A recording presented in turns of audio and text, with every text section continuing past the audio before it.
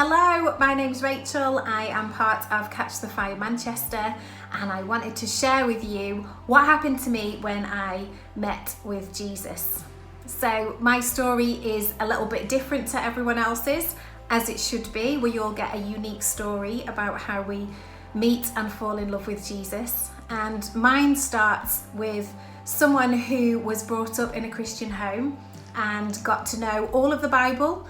I could recite most of the Old Testament stories to you, but I didn't understand that being a Christian meant that we have an actual, personal, real life relationship with Jesus. So I decided that I needed to find this for myself. And for me, that looked like moving away from everything that I had known as a norm in my life. So I decided that I was going to move to Australia and give Jesus a year of my life to just say, who are you? Show me who I am, show me who you are, because I want to know this for myself, not with family telling me that it's right, not reading the Bible and knowing that it's right, but I want to actually know that this is for me. So I bought a ticket over to Cairns in Australia, and almost a year later, a flight home from Sydney, and I just said to God, fill in my year. And he spent the whole year telling me through hundreds of different ways that he loves me. He kept saying, I love you, I love you, I love you, with a full stop at the end. There was no, so now you're not allowed to do this, or here's the rule book, so now you know how to behave, or you can do this and you're only allowed to do this and you should do this. There was nothing. It was completely free. It was just, I love you, full stop. There was no conditions attached to it.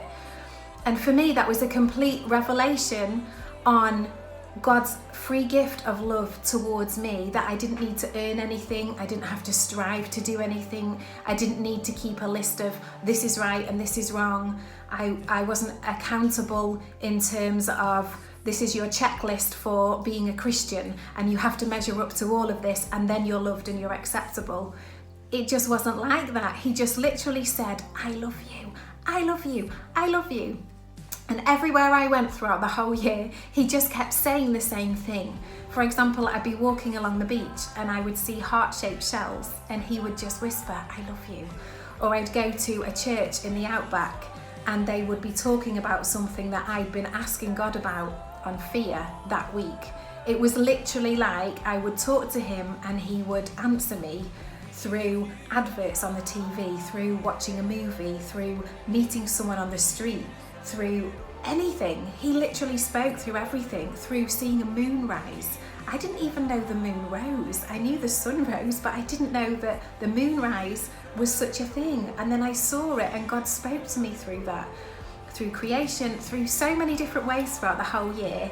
And I realized that having a relationship with somebody who is living is amazing. And just because we can't see him doesn't mean that he's not real. He wants to reveal himself to us in so many different ways to bring life to us. And he specifically spoke to me about my identity and showing me who I am and who he has made me to be without anybody else. So for me, I needed that. I needed a separation away from what I thought I knew was right to what actually is right and what is true that I know now. So he answered me in the most amazing of ways, and he showed me that he loved me and that I'm beautiful and that he's actually got a plan for my life. And if I spend time with him, if I dance with him, if I engage with him, if I trust that I can hear him, then he will answer me. And later on, I learned a scripture which says, those who seek him with all of their hearts, if we seek him with all of our hearts, we will find him. And I believe that in that season of my life, I sought him and I found him.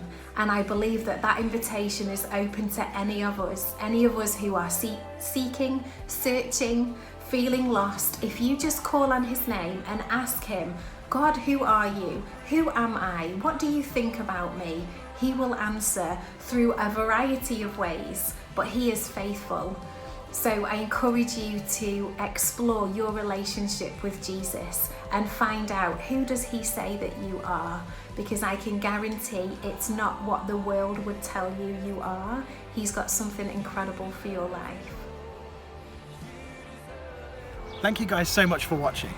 At Catch the Fire Manchester, our hope whilst you're watching this content is that you encounter the living God and that he transforms your life. If you want to access more content from Catch the Fire Church in Manchester, why not like and subscribe? You can also join us every Sunday morning as we gather to worship and glorify God together. The link for that will be in the bio. You can jump on our website at ctfmanchester.com for any more details. We'll see you guys really soon.